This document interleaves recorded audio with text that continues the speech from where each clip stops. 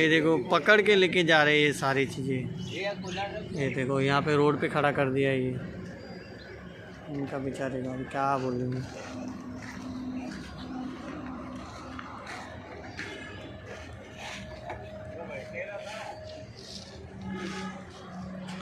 Already एक gate खुला है, फिर भी ये रास्ते से उन लोग को जाने के लिए मना कर रहे हैं।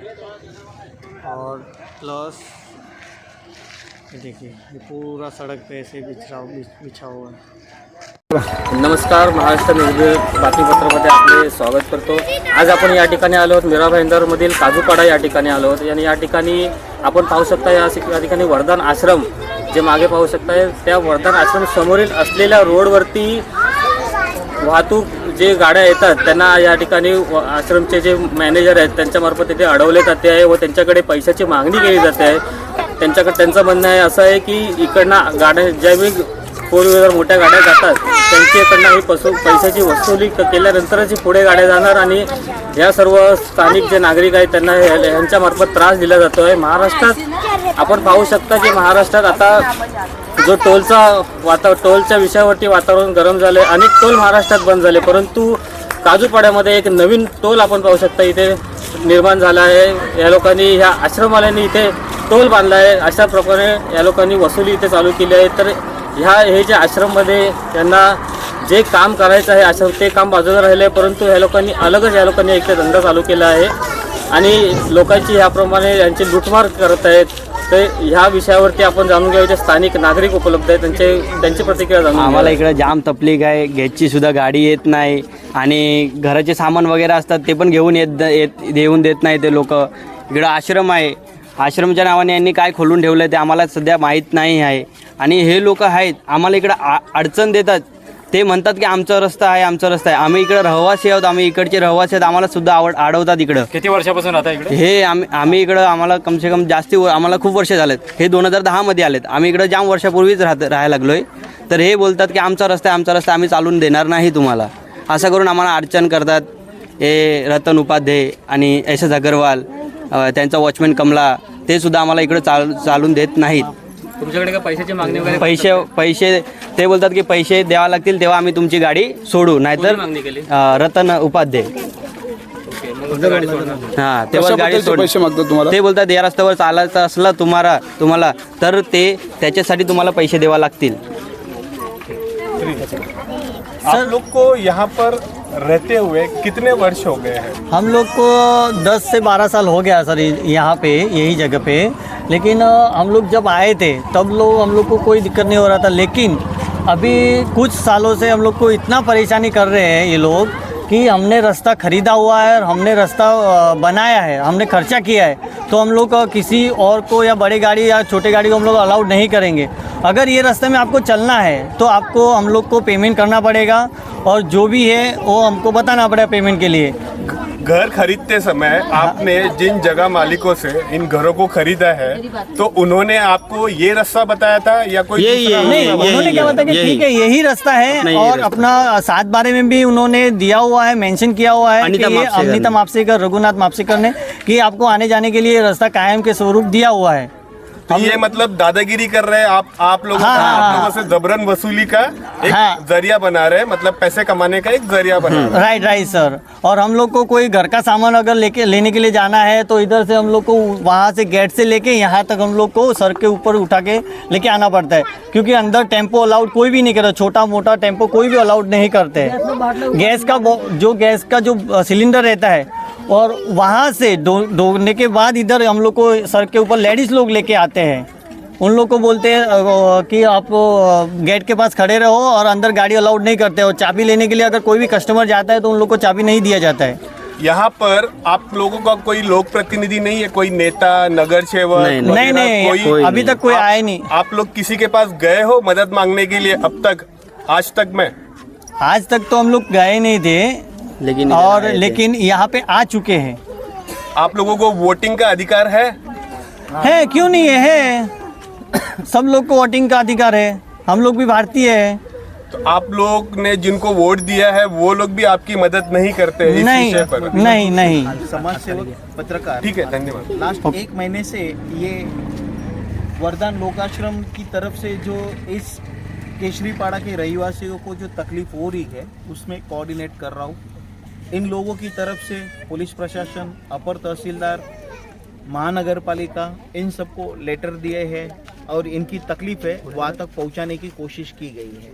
अभी उस तकलीफ के ऊपर एसएस अग्रवाल जो वर्धम लोक आश्रम आप देख सकते हैं मेरे राइट साइड में है, इनके जो पावर ऑफ अटर्नी होल्डर है उनको ये तकलीफ के बारे में पता होने के बावजूद यहाँ पर जितने सारे लोग हैं आप यहाँ पे देख सकते हैं, यहाँ पे 400 से 500 फैमिलीज़ है जो यहाँ पे रह रही है। इनको आने जाने में, छोटा मोटा काम करने में शुरुआत में तकलीफ थी। दोनों साइड से बैरिकेड्स उन्होंने बंद किए थे।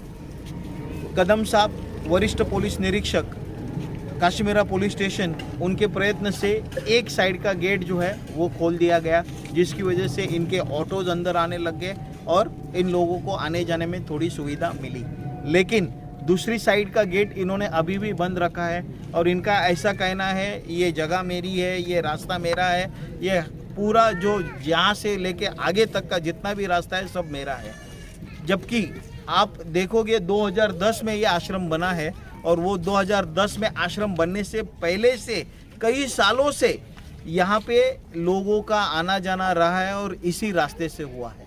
हाँ, आश्रम वाले ने ये रास्ता बनाया है, लेकिन उन्होंने रास्ता अपनी सुविधा के लिए बनाया ताकि वो यहाँ पर जो आश्रम में भक्त लोग आ रहे उनको आने जाने में सुविधा हो और जो आश्रम में जो डेवलपमेंट के काम हुए हैं उसको काम करने के लिए जगह आने जाने के लिए चाहिए थी, उसीलिए उन्होंने आश्रम का रास्ता बनाया है। और आज वो दावा कर रहे हैं वो आश्रम का रास्ता बनाने के बाद हम यहाँ के मालिक है और सारी जगह हमारी है। जबकि जो 7/12 मालक है यहाँ की, उन्होंने जितने सारे लोग हैं ये रास्ता आने जाने के लिए पब्लिक के लिए दिया हुआ है। किसी ने ये रास्ता खरीदा या बेचा नहीं है। यहाँ पर जो भी चल रहा है आश्रम के आड़ में ये लोगों को तकलीफ देने का काम चल रहा है। इसके लिए जिम्मेदार एसएस अग्रवाल, उनके मैनेजर रतन और उनका वॉचमैन कमला, इनके ऊपर सख्त से सख्त कानूनन कार्रवाई होनी चाहिए, जिसकी वजह से आज 400 से 500 लोगों की फैमिलीज़ को, कुटुंबों को जो तकलीफ हो रही है उससे छुटकारा मिल सके। इतनी मीडिया के माध्यम से मेरी विनती है, आप इस माध्यम में ध्यान दीजिए और इतनी सारी 400, 500, 1000 लोगों की बस्ती है, उन लोगों को न्याय दिलाने में मदद कीजिए। धन्यवाद। आपण एक छोटा समाजसेविका आहात। मीरा भाईंदरमध्ये मेट्रो चालली आहे, सर्व ठिकाणी आधुनिकतेच्या गोष्टी चालल्या आहेत, पण इकडे सर्वसामान्यांना जाण्यासाठी रस्ता नाही आहे आणि महाराष्ट्रामध्ये टोल बंद होत आहेत आणि इकडे स्थानिक ज्यांची जागा आहे त्या लोकांना टोल भरावा लागतो। हे किती हास्यास्पद आहे आणि काय ही नक्की गोष्ट आहे? हास्यास्पद म्हणण्यापेक्षा ना मला असं वाटतं की ब्रिटिश काळामध्ये कसं ते टॅक्स लावत होते ते तसं चालू झालेलं आहे। येण्या जाण्याचा चालण्याचा जो रस्ता आहे त्याच्यावरती त्यांचा अधिकारही नसताना जे स्थानिक लोक आहेत त्यांना देखील ते लोक पेमेंट मागत आहेत, प्रत्येक घरामागे 15-15 हजार रुपये। म्हणजे आणि ह्या गोष्टीकडे आपल्या इथे बरेचसे लोक आहेत जे उच्च स्तरावर आहेत, त्या लोकांपर्यंत ही गोष्ट गेली नाही आहे की त्यांना माहीत नाही आहे। माझ्यासारखे विनोद सरांसारखे, साजनसारखे या असे जे सोशल वर्कर आहेत यांच्यापर्यंत ही गोष्ट पोचू शकते, जी छोट्या छोट्या गोष्टींमध्ये आपला आनंद लोकांपर्यंत पोचवत असतात, लोकांना आनंद देत असतात, त्यांना जसं जमेल तसं त्यांना मदत करत असतात। परंतु मला असं म्हणायचं की ह्या गोष्टीचा बरेचसे मोठी लोक आहेत की त्यांना का नाही या गोष्टीची माहिती। कमिशनर साहेब आहेत, तलाठी साहेब, आम्ही जेव्हापासून ही गोष्ट हातामध्ये घेतली, जेव्हापासून आम्ही खूप प्रयत्न केले, पण या आश्रमाचे जे मालक चालक आहेत एसएस अग्रवाल आणि त्यांचे जे सोबत आहेत रतन उपाध्याय म्हणून, म्हणजे पोलीस स्टेशनमध्ये त्यांना समजवलं जातं आहे की बाबा हा रस्ता तुम्ही विकत नाही घेतलेला, तुम्हाला अनिता मापसेकर ज्या आहेत त्यांनी बर्फ फॅमिलीकडनं तो रस्ता येण्या जाण्यासाठी घेतलेला आहे, हा गावकऱ्यांसाठी येण्या जाण्यासाठी रस्ता दिलेला आहे। अनिता मापसेकरांशी जो त्यांनी सेल ॲग्रीमेंट केलेला आहे त्याच्यामध्ये देखील त्यांनी स्वतः ते 100 वेळा वाचलेला असून देखील की हा बाबा तुम्हालाही येण्या जाण्यासाठी रस्ता। अनिता मापसेकरांना जर तो रस्ता विकत दिलेला नाही आहे तर अनिता मापसेकरांकडनं आश्रमवाल्यांनी हा रस्ता विकत कसा घेतला, हा महत्त्वाचा मुद्दा।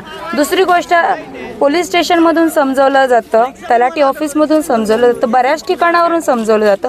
यांची जिथपर्यंत पोच आहे तिथपर्यंत हे फोन करतात पोलीस स्टेशनमध्ये, तलाठी ऑफिसला.